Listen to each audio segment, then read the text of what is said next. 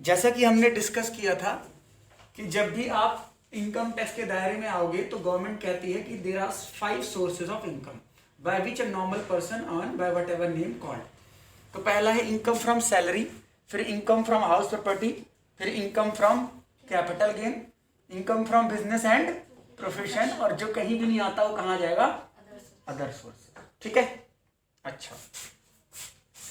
तो अगर मैं पहले हेड की बात करूं, जैसा कि इनकम फ्रॉम सैलरी की बात करूं, तो आपको पता है कि मैंने इसमें बताया था कि यहां पे कैसा रिलेशनशिप देखा जाता है, एम्प्लॉयर एंड एम्प्लॉय।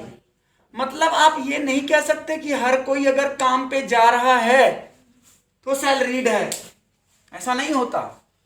आप मुझे पैसे दे रहे हो, मैं सैलरीड हूं, है ना। There must be a relationship of employer and employ. अब एम्प्लॉयर कौन है? जो इंस्ट्रक्टर है। एम्प्लॉय कौन है? जो ओबेयर है, जो आप बोलोगे वो कर दूंगा। ठीक है ना। तो डायरेक्शन जहां से मिल रही है वो एम्प्लॉयर है, और जो डायरेक्शन को फॉलो कर रहा है वो एम्प्लॉय है। ठीक है ना।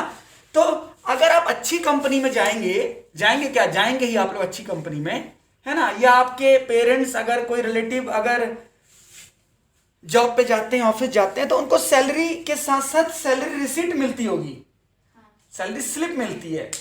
अगर नहीं भी मिलती तो आप मांग सकते हैं, क्योंकि हर कंपनी में एचआर होते हैं, उनके पास डेटा मेंटेन होता है। ठीक है ना। तो सैलरी स्लिप में आपकी सैलरी का विवरण होता है। तो उस सैलरी को अगर आप देखोगे तो कुछ इस टाइप के होता है। बेसिक सैलरी होती है, और उसमें कंपनी आपको कई टाइप के अलाउंसेस देती है। फिर उसमें कंपनी कई चीजें आपके बेनिफिट्स को ऐड करती है, और कई सारी चीजें क्या करती है? डिडक्ट कर लेती है। अब वो डिडक्ट क्या करती है अभी हम डिस्कस करते हैं। फिर जो आपकी सैलरी बनती है वो क्या बनती है? ग्रॉस सैलरी, जिसे आप इन हैंड सैलरी बोलते हो। नॉर्मल कॉर्पोरेट में वर्ड चलता है सीटीसी, कि मेरा सीटीसी कितना बनेगा, कैश टू कंपनी। ठीक है ना। तो नॉर्मली जब आप गवर्नमेंट जॉब की खोज करते हो तो गवर्नमेंट जॉब में पे स्केल बहुत कम होता है। मतलब एमएनसी कंपनी में जाओगे तो वहां आपको बोलेंगे 75,000, 80,000, 90,000 पर मंथ। वहीं गवर्नमेंट जॉब में जाओगे तो 20,000, 25,000, वो पे स्केल होता है। तो पे स्केल का मतलब होता है बेसिक सैलरी गवर्नमेंट सेक्टर में बहुत कम होती है। गवर्नमेंट सेक्टर में क्या होता है? अलाउंसेस और बेनिफिट ज्यादा मिलते हैं, तभी आदमी गवर्नमेंट जॉब की तरफ भागता है। ठीक है ना। यानी आपको मिनिमम पे स्केल होगा, लेकिन आपको मैक्सिमम बेनिफिट्स होंगे। जैसे मान लीजिए, ऐसी बात नहीं है, अलाउंसेस प्राइवेट कंपनी भी देती है, बट मैंने अच्छा वर्ड यूज किया, अच्छी कंपनी देती है। जैसे मान लीजिए मैं टीसीएस में काम करता हूँ, टाटा कंसल्टेंसी सर्विसेज में काम करता हूँ, तो मुझे अगर मैं रूम पे रहता हूँ तो मैं अपनी कंपनी से अपने रूम का रेंट मांग सकता हूँ, उसे बोलते हैं हाउस रेंट अलाउंसेस। ठीक है ना। अगर महंगाई है तो मैं कंपनी से डियरनेस अलाउंसेस मांग सकता हूँ। ठीक है ना। अगर मैं ट्रैवल करता हूँ कंपनी के नाम से, मेरी जेब से खर्चा हो रहा है, तो मैं ट्रैवलिंग अलाउंसेस मांग सकता हूँ। ठीक है ना। अब सैलरी के बारे में अगर हम पढ़ेंगे तो बहुत डिटेल है सैलरी, है ना। मैंने बताया ना, प्रोफेशनल एग्जाम में पढ़िए, या फिर आप बीकॉम स्टडी मटेरियल पढ़िए, और फिर सैलरी के अंदर पूरा पढ़िए। ये एक हेड है, अलाउंसेस, डिसअलाउंसेस, बेसिक, और कौन से एचआरए कितने माफ। तो हम ये पढ़ रहे हैं कि अगर आप इनकम टैक्स किसी की रिटर्न भर रहे हैं, कल के दिन आप ऑफिस में अपने एम्प्लॉयर की तो भरेंगे ना, कम से कम, जिसके पास आप जॉब करोगे। तो उसके पास जब आप जॉब करोगे तो आप ये पढ़ रहे हो कि उसके हेड में कौन सी इनकम टैक्सेबल है और कौन सी इनकम टैक्सेबल नहीं है। तो एचआरए की अगर मैं बात करूं तो एचआरए की 3 कैटेगरी है। एक एचआरए ऐसा होता है जितना मिलेगा आपको सारा टैक्सेबल है। टैक्सेबल का मतलब होता है वो आपकी इनकम का पार्ट बन जाएगा और उस पर टैक्स लगेगा। दूसरा एचआरए होता है कि जो माफ हो जाता है, वो मिले तो आपकी इनकम में नहीं जुड़ेगा। तीसरा एचआरए होता है ऐसा कि मिलता है और गवर्नमेंट की तरफ से कुछ माफी मिल जाती है कुछ लिमिट तक। जैसे एग्जांपल के तौर पे चिल्ड्रन अलाउंसेस, एक अलाउंसेस है क्या? Children allowances. मान लीजिए अगर आपकी बच्चों की पढ़ाई लिखाई के लिए कंपनी पैसे दे रही है, हमें नहीं पता कितनी दे रही है, कंपनी अलग अलग देती होंगी। इनकम टैक्स अलाउ करता है 100 रुपीज पर मंथ पर चाइल्ड, और मैक्सिमम 2 चाइल्ड। ठीक है ना। तो मान लीजिए आपकी कंपनी ने आपको चिल्ड्रन एजुकेशन अलाउंसेस दिया 10,000 पूरे साल का, तो हम इस एचआरए को पूरा आपकी सैलरी में नहीं जोड़ेंगे। टैक्सेबल सैलरी की बात कर रहा हूं मैं, है तो सैलरी, लेकिन जब टैक्स के लिए सैलरी निकालेंगे तो इसमें कितना माइनस कर देंगे, 100 रुपीज 12 मंथ इंटू 2 चाइल्ड, इतना माफ कर देंगे, यानी 2400 आप माफ करा सकते हैं। अब क्वेश्चन आता है कि सर अगर किसी का एक ही बच्चा है तो एक ही बच्चा लेंगे, जेन्युइन और एक्चुअल। एक्चुअल 2 माफ है और बच्चा कितना, 1, लेकिन अगर आपके 3 बच्चे हैं तो 2 का माफ होगा। तो फिर वो पूरी डिटेल हम इस कोर्स में कवर नहीं कर पाएंगे, ठीक है ना। उसके लिए फिर आपको डिटेल स्टडी सेल्फ कीजिए आप, ठीक है ना। तो सैलरी की इतनी बातें आप समझ में आती है। This is the one of the source of income, salary. Most of the people earn the income by way of salary, है ना। और सैलरी को ऐसा हेड माना जाता है जिसमें टैक्स सेविंग नहीं हो पाती। क्या नहीं हो पाती? टैक्स सेविंग नहीं हो पाती। क्यों नहीं हो पाती? इसमें जो सैलरी आपको बन रही है वो सबको पता चल जाएगी ना। सैलरी रिसिप्ट में जो दिख रही है वही सैलरी आपकी, छुपा थोड़ी ना पाओगे आप। तो इसमें जो है प्लस माइनस आप अपने तरफ से नहीं कर पाओगे। बाकी हेड्स में क्या है, कुछ डिसअलाउंसेस वगैरह आप करवा सकते हो, कहीं गुंजाइश हो सकती है। जैसे मान लीजिए सिंपल सी बात है, कैश ट्रांजैक्शन और बैंकिंग ट्रांजैक्शन। कैश ट्रांजैक्शन अगर आप करते हो तो ट्रेसेबल नहीं है, आप उसको छुपा सकते हो, झूठ बोल सकते हो। जैसे मान लीजिए मकान बेचा आपने 50 लाख रुपए का, और 50 लाख का तो बेचा, लेकिन 25 लाख रुपए नगद लिए, 25,000 रुपए खाते में लिए। तो सामने वाले को आप बोल सकते हो कि मैंने मकान कितने बेचा है, 25 लाख का, देख लो बैंक में 25 आए। नगद का रिकॉर्ड नहीं हो पाता ना मेंटेन, गवर्नमेंट ट्रेस नहीं कर पाएगी। इसी तरीके से सैलरी भी है। सैलरी में हम टैक्स कम बचा पाते हैं, जेन्युइन इनकम पे टैक्स लग जाता है, ठीक है ना। तो this is one of the source of income, that is income from salary. Detail मैंने बताया यहां पे कवर नहीं हो सकता। अगले सोर्स की तरफ चलते हैं। अगला सोर्स हमारे पास है इनकम फ्रॉम हाउस प्रॉपर्टी। मैंने बताया था इस सोर्स की इनकम का मतलब है रेंटल इनकम। रेंटल इनकम मिल रही है आपको। अब रेंट 2 प्रकार की प्रॉपर्टी से आपको मिलता है। या तो आपने अपनी प्रॉपर्टी को किसी के लिए रेजिडेंशियल यूज के लिए दे दी, या आपने अपनी प्रॉपर्टी को किसी के लिए कमर्शियल यूज के लिए दे दी। रेंट तो रेंट है, आपकी इनकम में तो दोनों जुड़ेंगे, ठीक है। अच्छा, हमें इससे मतलब नहीं है प्रॉपर्टी रेंटल है कमर्शियल, हमें मतलब है प्रॉपर्टी 2 टाइप की होती है, एक ऑक्यूपाइड और एक लेट आउट। एक लेट आउट। भाई मेरा मकान है, या तो मैं उस पर खुद रहता हूंगा, या लेट आउट किया होगा, या both. Suppose I have a house, street number 10, and it is having of 3 floor. तो इट में possibility of 3 kind of possibility में कम, wholly occupied by me or my family, all of the 3 floors, or we live at another place or some other property and the whole property is let out. It may be for commercial or residential use, and it may also possible that ground floor is occupied by us and other part of the floor is let out. तो कौन सी taxable कर रहे हो आप, let out या self occupied? हम तो rental income को पकड़ रहे हैं ना। तो the property which is let out and which you are earning rental income, that is taxable. उस पर हम टैक्स की बात कर रहे हैं, ठीक है। अब आपके मन में डाउट आना चाहिए, सर कौन चेक करने आ रहा है? भाई कोई चेक करने थोड़ा ना आता है, चलो दिखाओ। भाई मैं बोल दूंगा कि जितने मेरे घर हैं इस दुनिया में, including Saudi Arabia, Australia, America, all are self occupied by me, सब में मैं रहता हूं। ऐसा पॉसिबल नहीं है पहली बात तो गवर्नमेंट भी ये रूल बना रखा है। गवर्नमेंट कहती है कितनी भी प्रॉपर्टी हो, you can choose any one house as a self occupy, other you have to choose let out. But ऐसा भी हो सकता है कि सर बाकी सारी प्रॉपर्टी खाली पड़ी है, ना तो लेट आउट है ना सेल्फ ऑक्युपाइड है, एक में रहते हैं, बाकी सारी बंजर पड़ी है। तो गवर्नमेंट फिर डीम्ड लेट आउट मानती है। क्या मानती है? डीम्ड लेट आउट, मतलब माना जाएगा कि आपको रेंट मिल रहा होगा, आप छुपा रहे हो, तो फिर वहां पे जांच पड़ताल होती है, उसे बोलते हैं सर्च एंड सीजर। अब आप बोलोगे सर तुगलकाबाद में सीजर हो जाएगा? तुगलकाबाद में नहीं होगा। तुगलकाबाद में अगर अच्छा व्यापारी है, करोड़ों का वहां टैक्स घोटाला हो रहा है, तो हो सकता है, ठीक है ना। तो इनकम टैक्स जब छापा डालता है या कहीं पे भी सर्च सीजर होता है, तो matter is not of lack of 1000 rupee, matter is of minimum crore of rupee, जहां तक मैंने नॉर्मल केसेस पढ़े हैं। ठीक है ना। जैसे मैं कल वीडियो बनाऊंगा, आप देखना, शाम तक आएगी। रिलायंस कंपनी 2 पार्ट में है, एक मुकेश के पास है, एक अनिल अंबानी के पास है। तो अनिल अंबानी पे मैं कल एक केस स्टडी बनाऊंगा, जिसकी लगातार कंपनियां क्या हो रही है, इंसॉल्वेंट होती जा रही, बंद होती जा रही, ठीक है ना। तो वही अब गवर्नमेंट क्या करिए, एक एक कंपनी के उस पर क्या हो रहा है, लोग नाकाबंदी की हो रही है, सब घोटाले निकल के आ रहे हैं बाहर। आपने टैक्स नहीं चुकाया, आपने इंटरेस्ट नहीं पे किया, आपने लोगों के पैसे वापस नहीं किए, ठीक है ना।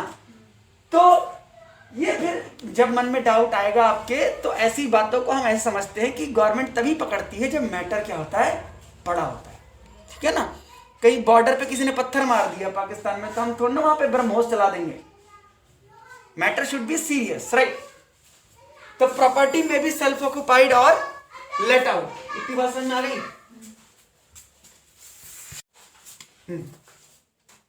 अब देखिए ऑक्युपाइड और लेट आउट। अब लेट आउट जब मैं आपको पढ़ाऊंगा तो कुछ मैं आपको टर्म समझाऊंगा, municipal value, fair rent, standard rent, और क्या होता है municipal taxes, gross annual value, net annual value, actual rent. अब ये टर्म्स इस हेड में आपको समझना जरूरी है। कौन कौन सी बताओ, municipal value, fair rent, standard rent, gross annual value, net annual value और एक्चुअल रेंट। ऐसे कई इंसान हो सकते हैं इस दुनिया में जिनकी इनकम सिर्फ और सिर्फ किससे है, इनकम फ्रॉम हाउस प्रॉपर्टी। ऐसे लोग इस दुनिया में हो सकते हैं जिसकी इनकम का एक सोर्स ये है, बाकी भी है, ठीक है। और ऐसे भी दुनिया में है जिनकी आज तक कोई इनकम इस हेड से है ही नहीं, ठीक है। चलिए अब समझते हैं वन बाय वन चीजें क्या होती है। अब मैं यहां पे आपको हाउस प्रॉपर्टी से इनकम निकालना नहीं सिखा सकता इस कोर्स में, ठीक है ना, बट मैं आपको इतना समझा दूंगा, आपको पढ़ सकते हो आप। म्युनिसिपल वैल्यू होती है, जैसे अब ये चीजें निकल के आएंगी, जैसे मान लीजिए तुगलकाबाद में अगर देखा जाए, एक रूम में अगर मैं ढूंढूं एक नॉर्मल रूम, तो कितना एवरेज रेंट होगा बताओ। बीएचके नहीं बोल रहा मैं, सिंपल रूम बोल रहा हूँ। सिंपल रूम, एक नॉर्मल सा पति पत्नी एक रूम ढूंढ रहे हैं, बिहार या यूपी से आए, उनको एक रूम चाहिए तुगलकाबाद में, दिल्ली के तुगलकाबाद में रूम चाहिए, कितने का मिल जाएगा? 2000 का मिल जाएगा, 1500 का मिलेगा। रेजिडेंशियल एरिया में नहीं मिलेगा, मींस इधर ऐसे मिल जाएगा। तुगलकाबाद बोल रहा हूँ, रेजिडेंशियल कमर्शियल क्या बोल रहा हूँ, रेजिडेंशियल इलाका है, वो बात अलग है, फैक्ट्रियाँ। बताइए 1500 का मिल जाएगा? 1500 तो बहुत कम हो गया, मेरे ख्याल से 1500 नहीं है, 2000 के मैंने सुने।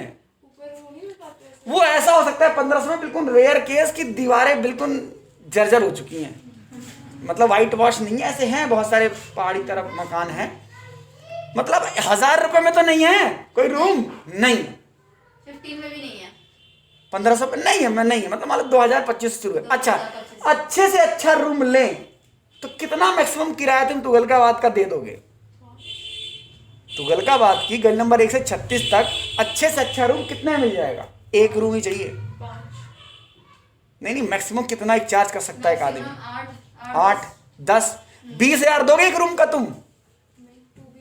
देने वाले देते हैं। एक रूम बोल रहा हूं, मेरी बात को समझो। तो मेरे कहने का मतलब अब बहस ये हो रही है ना कि मैक्सिमम मिनिमम कितना, तो जो एक्चुअल रेंट ले रहा है वो झूठ बोल सकता है ना सरकार को। ले रहा है 20,000, बोल दिया 1500 किराया है, रेंट आई कहाँ रहा है? तो इसलिए गवर्नमेंट ने अपने रूल्स बना रखे हैं, municipal value, fair rent, actual rent, कि अगर आप झूठ भी बोलोगे तो हम तो अपने हिसाब से वैल्यू ले लेंगे। अब जीके में कोई बोले मैंने 1500 में रूम लिया हुआ है, बताओ, पेड़ के नीचे ही 1500 नहीं लेते, पेड़ के नीचे वाले भी 3-3 हजार रुपये पुलिस को देते हैं, हाँ। है ना। और तुगलकाबाद में 100 रुपये पर डे, 100 रुपये बेचारे रेडी पटरी वाले, 100 रुपये। तो म्युनिसिपल वैल्यू होती है जिस एरिया में आप रहते हैं उसकी म्युनिसिपैलिटी डिसाइड करती है उस एरिया की वैल्यू, और उस हिसाब से आपका रेंट देखा जाता है। तो म्युनिसिपल वैल्यू म्युनिसिपल एक्ट के तहत निकलेगी कि म्युनिसिपल वैल्यू, जैसे नगर निगम कहता है तुगलकाबाद बड़ा गंदा एरिया, अगर आपको इससे भी गंदे एरिया में जाना है, संगम विहार आप जा सकते हैं, वहां आपको अच्छा महसूस होगा, है ना। तो मतलब क्वालिटी के ऊपर ये म्युनिसिपैलिटी आती है, रेंट टू रेंट। अब संगम विहार में 1000 का रूम मिल जाएगा कंचन, संगम विहार में है 1000 रुपए के रूम, नहीं पता नहीं है रूम है, 1000 रुपए में रूम है। और ऐसे रूम है कि घुसते ही बाहर आ जाओगे तुम। मतलब लोग रह रहे हैं, जी रहे हैं, देखो जिंदगी ये कट रही है, ठीक है। तो म्युनिसिपल वैल्यू समझ गए आप।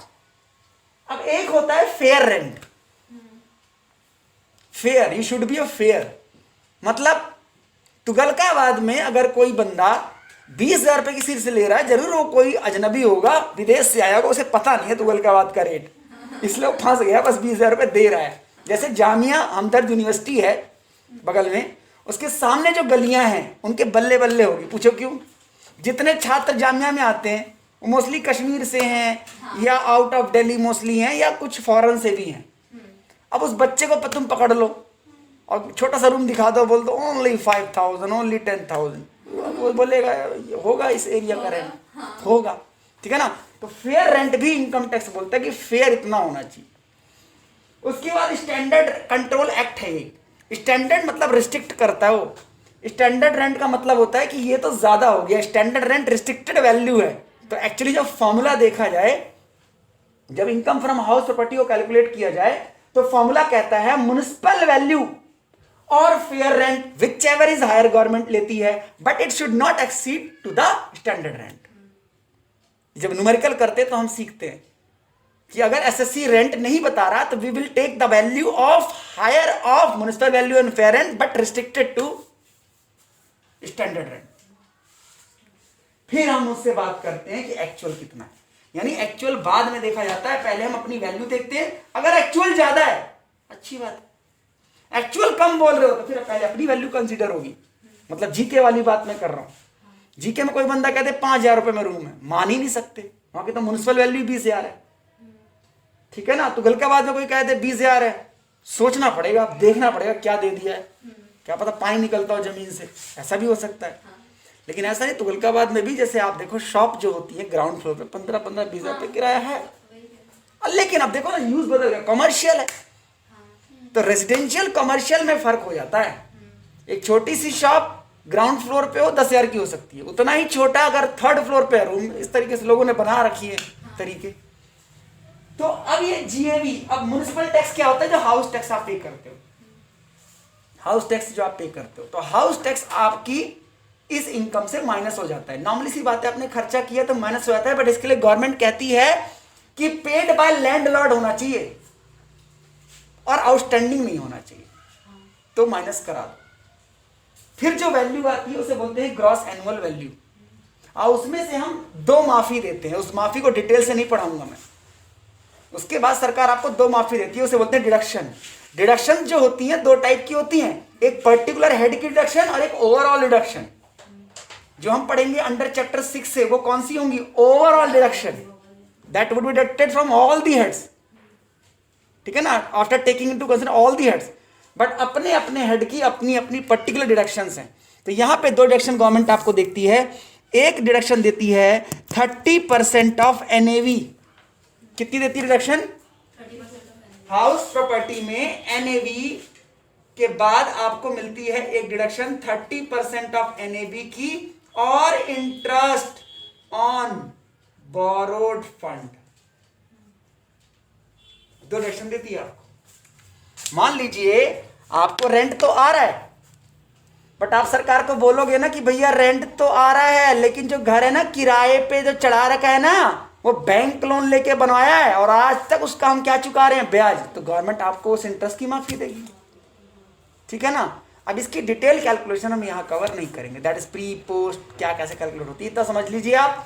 30% एनएवी का माफ करवा लीजिए और इंटरेस्ट माइनस करवा लीजिए। जो आपकी इनकम आती है वो आपकी इनकम मानी जाएगी, income from house property, and that should be added in your total income. अब हम करते हैं तीसरा सोर्स, पीजीबीपी। क्या है ये? PGBP, incomes and gains from business and profession. Practical life में ये सबसे बड़ा हेड होता है। इसी के लिए आप कोर्स कर रहे हो, क्योंकि आपका जो प्रोप्राइटर होगा जहां पे आप जॉब कर रहे होगे उसकी सोर्स ऑफ इनकम कहां से होगी? पीजीबीपी से, है ना। तो income and gains from business and profession में सबसे ज्यादा डिटेल डिस्कशन है। तो यहां पे हम इतना पढ़ेंगे, इतना समझ लीजिए कि यहां पे जब आप फाइनेंशियल स्टेटमेंट बनाओगे, क्या बनाओगे? फाइनेंशियल स्टेटमेंट, जिसमें से बनता है क्या? Statement of profit and loss account, balance sheet and cash flow statements. जब भी किसी व्यापारी की आप क्या बनाओगे? फाइनेंशियल स्टेटमेंट, तो उसमें से जो नेट प्रॉफिट आप कैलकुलेट करोगे उसको इनकम टैक्स उठाता है। अकाउंट्स के नेट प्रॉफिट को इनकम टैक्स उठाता है, और उस नेट प्रॉफिट में आपको कुछ चीजें अलाउ करता है, कुछ चीजें डिसअलाउ करता है। इसी अलाउ डिसअलाउ के बारे में हम पीजीबीपी में पढ़ते हैं। Income under the head PGBP में हम यही पढ़ते हैं कि कौन से खर्चे इनकम टैक्स अलाउ करता है और कौन से खर्चे इनकम टैक्स अलाउ नहीं करता। यही चीज प्रोफेशनल नॉलेज के अंदर आती है। जैसे अकाउंट्स जो होती है वो एक्यूरल बेसिस पे चलती है, मतलब the expenses you have paid will be deducted and the expenses which are to be paid and outstanding you also deduct that. You supposed to pay in the future, you also charge in P&L account. But income tax क्या है? Cash basis को मानता है। If you have paid then it is your expense, if you haven't paid then it is not your expense for that particular year, क्योंकि उसका मतलब आपने अपने प्रॉफिट को गलत कर रखा है। तो अकाउंट्स और इनकम टैक्स में लड़ाई होती है जब हम पीजीबीपी करते हैं। अकाउंट्स अपना काम करके बैठ गई, बट वेन यू कंप्यूट, जब आप कंप्यूट करते हो income under that PGBP, then you must know the loss of allowances and disallowances. ठीक है ना। अब वो उसकी डिटेल डिस्कशन अब कैसे कर सकते हैं यहाँ पे बताओ? हम पीजीबी पढ़ने थोड़ना है, ठीक है। पीजीबी में इतना पढ़िए आप कि जो नेट प्रॉफिट आप निकालोगे टैली में बैलेंस शीट में, उस नेट प्रॉफिट पर टैक्स नहीं लगेगा। वो तो अकाउंटिंग का नेट प्रॉफिट है। टैक्स के हिसाब से फिर निकाला जाएगा क्या? Net profit as per income tax, then income tax will be charged on that profit. It may be higher than your accounting profit, it may be lesser than your accounting profit. It depends on allowances and disallowances. Clear? PGP में इतना ही पढ़ा सकते हैं हम आपको। अब कौन से खर्चे अलाउ, कौन से डिसअलाउ, कहाँ अलाउ नहीं, क्यों अलाउ, कितना अमाउंट, ये सब डिटेल डिस्कशन, राइट। अब हमारे पास है इनकम फ्रॉम अदर सोर्स। मान लीजिए हमने इनकम फ्रॉम सैलरी कर लिया, इनकम फ्रॉम हाउस प्रॉपर्टी समझ लिया, इनकम फ्रॉम कैपिटल गेन समझ लिया और बिजनेस इनकम समझ लिया। अब जो किसी भी हेड में कैटेगराइज नहीं हो पाई बट इनकम तो आपकी है, तो उसको कहाँ दिखाएंगे? Other source. लेकिन इसमें बड़ा दिमाग लगाने वाली बात है कि जब हमारे सामने हमारा क्लाइंट आएगा तो ये नहीं है कि हमने अगर लिस्ट पढ़ ली और सर ने पढ़ाई थी तो हम मान लेंगे अच्छा कमीशन इनकम है तो अदर सोर्स ही होगा। नो, आपको देखना पड़ेगा उसका कहीं वो मेन सोर्स ऑफ रेवेन्यू तो नहीं है, या उसका वो बिजनेस ही तो नहीं है। ठीक है ना। तो अगर मेन सोर्स ऑफ रेवेन्यू है तो अदर सोर्स कहां से हुआ? फिर तो बिजनेस चला गया। जैसे बैंकिंग कंपनी है, बैंकिंग कंपनी का काम ही क्या है? Lending deposits, charging interest and paying interest. तो उसका तो काम ही इंटरेस्ट पे हो रहा है, तो बैंकिंग कंपनी का इंटरेस्ट तो पीजीपी में चला गया। ठीक है। तो इस तरीके से। लेकिन जैसे मैं हूं, मान लीजिए I am in academic field, I basically provide coaching classes, तो my main revenue comes from fees, right. But I put my money in my saving account and I get interest from there, that interest is other source of income. समझ रहे हो ना। Interest depend कर रहा है कौन किसको किस तरीके से मिल रहा है। Same in case of a commission. अगर आप रियल एस्टेट ब्रोकिंग में काम करते हो, you are agent of some agency, you must be getting the commission and the commission is your main income, then it is your business. But you do side by side commissioning part, or you sometimes prefer some person and you get commission, that it is your other source income, that it come casual income. ठीक है ना।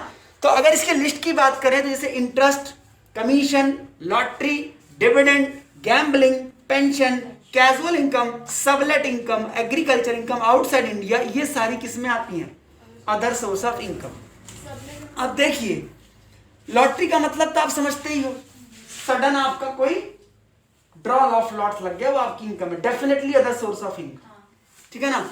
Pension आपको मिल रही है, you have rendered some service in the past and in that part you are getting some amount after the retirement, that is your other source of income. Casual income you know, sublet का मतलब होता है suppose you have hired a premise, you have hired a premise, किसी चीज को आपने किराए पे ले लिया और उस पर आप रेंट पे कर रहे हो, बट आपने उसको किसी और को लेट आउट कर दिया, मतलब लेटिंग टू समवन, जबकि आप उस पर खुद किराए पे रह रहे हो, तो वो जो किराया आपको मिल रहा है वो सबलेट से हो गया, तो वो आपकी अदर सोर्स ऑफ इनकम बन गई।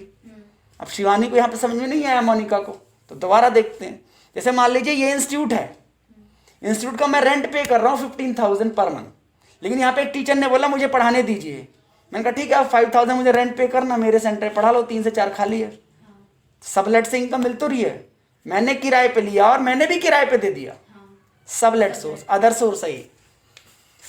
उसी तरीके से एग्रीकल्चर इनकम वैसे तो एग्जेम्प्ट है, माफ है, बट आउटसाइड इंडिया से अगर आपको इनकम मिलती है एग्रीकल्चर से, वो अदर सोर्स का पार्ट बनती है। तो ये 4 सोर्स ऑफ इनकम हमारे कवर हो गए, राइट। डिविडेंड का मतलब होता है जब कंपनी की आप शेयर खरीदते हो और कंपनी को मुनाफा होता है, प्रॉफिट होता है, तो कंपनी उस पैसे को शेयर होल्डर को बांटती है, उस पैसे को डिविडेंड बोला जाता है। तो डिविडेंड वैसे इंडियन कंपनी का माफ है, फॉरेन कंपनी का डिविडेंड टैक्सेबल है, किस हेड में जाएगा वो, अदर सोर्स, राइट।